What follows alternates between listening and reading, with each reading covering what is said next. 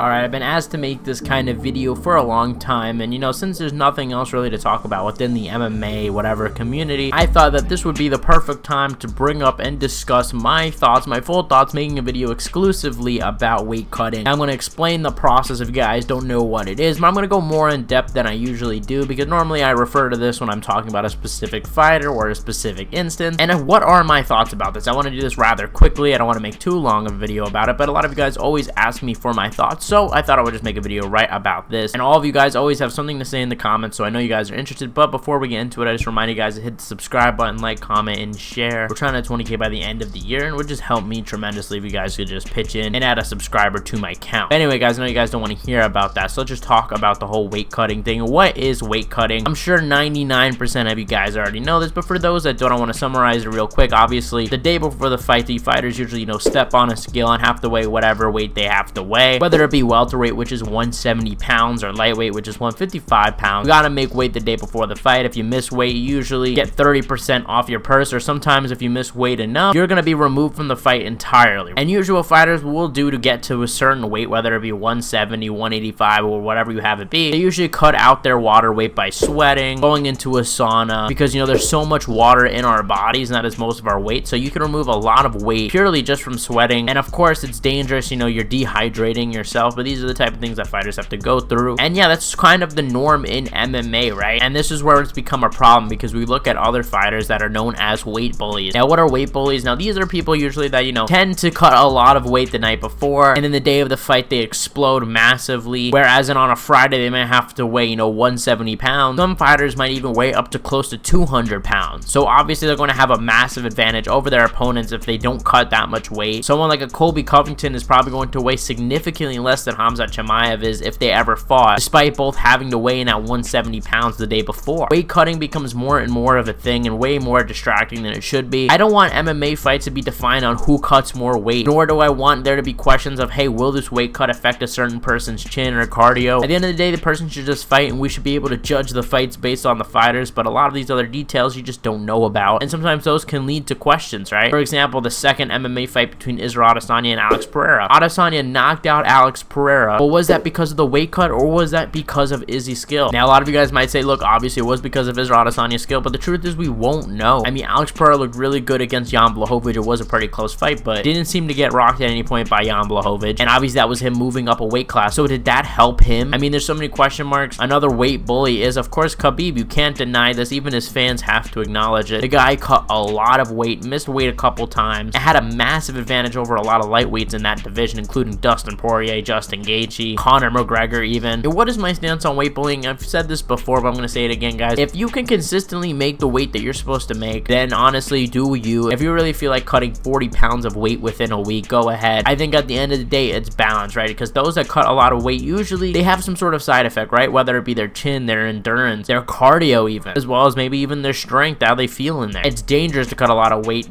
just because you don't want to have such a bad performance. Personally, you guys know my stance. I think we tend to see fighters that don't cut so much weight do a lot better. Of course, you have, the Khabibs, the Usmans of the world that do cut a lot of weight and do succeed, like Leon Edwards, like Israel Adesanya, who, granted, Israel Adesanya did beef up as of late, but back then he wasn't so far away from the 185-pound limit. And even if you look at guys who aren't champion, like Colby Covington, I mean, they walk around pretty close to their weight, and someone like Colby has tremendous cardio, because I don't think he has to cut so much weight, and people don't really know how much weight cutting can affect you. And I just hope overall, my biggest fear with the weight cutting stuff is that we're going to start judging these fights based on, who cuts more weight rather than who's the better fighter. It sucks when I have to do a breakdown and I have to talk about so many things like weight cutting issues that someone's had in the past and how that might affect them going into a matchup. So what I want to spend the rest of this video doing is, for those of you that might be saying, hey, we need to stop this weight bullying stuff, what are some other alternatives, right? Now, obviously, another MMA organization does rehydration clause. When you do a hydration test for one, what you usually have to do is, pee in a cup. They test it and they can tell, hey, did this person, try to dehydrate themselves, or were they dehydrated recently? And if it's below a certain percentage or whatever, then they could determine, hey, this person was cutting a lot of weight or too much weight than they should have, and for that you can get fined, and that's kind of counted as missing weight. We've seen other boxing matches, specifically, especially in the influencer scene, have rehydration clauses where there's essentially two weigh-ins, the weigh-in the day before and the weigh-in the day of the fight, because obviously you're not going to dehydrate yourself the day of a fight, right? That's just stupid. Maybe you can't weigh 10 pounds over the original weight or something like that. So that's another option, and maybe the UFC could do something like this. this. I think the more simpler thing to do if you really want to see a change is just have one weigh-in the day of the fight. If you do this method, I think you're going to see most people probably fight around their weight, right? Because there really isn't a way to get around that. And it would be pretty interesting if they did do something like this. I think all in all though, guys, I think we should just keep it as it is. And it sucks that, you know, people like Alex Pereira could come in, you know, 30 pounds heavier than they're supposed to be. But at the end of the day, guys, I think that's up to the fighter. I think it becomes a risk and reward type situation where you're gonna have to weigh your balances. Either you're going to weigh less than an opponent, or you might risk being totally drained. And yeah, obviously, you know, I'm not a fan of weight bullying. It's not like I'm supporting it. However, I think that's just a fighter's choice. I think grapplers will probably want to cut more weight, but I think strikers should probably stay away from it just because, you know, it could affect your speed, your chin, your durability, your cardio. Where grapplers, if you're really just planning to wrestle, it is important to be bigger and stronger in there. So I can kind of see a scenario where you would want that. However, I think strikers, and I've seen some of you guys argue in the comment section saying that maybe strikers should cut a lot of weight. Yes, you can make the argument that you could be bigger, stronger, have more power. However, I think if you're that good of a striker, I don't think, you know, a couple pounds is going to make such a difference. Like, I think that's why we see strikers do a little bit better when they don't cut so much weight. I mean, Colby Covington is kind of an exception because he's more of a grappling style, but still, you don't really see him get so many takedowns. A lot of it is clinch work. Like Masvidal, right? It did take him a little bit to get a takedown. It was more working on the clinch, wearing him down, and getting him down easily in the later rounds. I just think overall, it's better for someone to fight closer to their weight. You also don't risk issues like missing weight or something like that happening to you. And yeah, it's a complicated issue, guys. I want to know what your thoughts are in the comment section below, guys. Thank you guys so much for watching. You guys are the best fan base in MMA. Let me know who you guys think is the biggest weight bully of all time in the comment section below. I can't wait to hear these answers. Thank you guys for watching. You guys are the best fan base in MMA, and I'll see you guys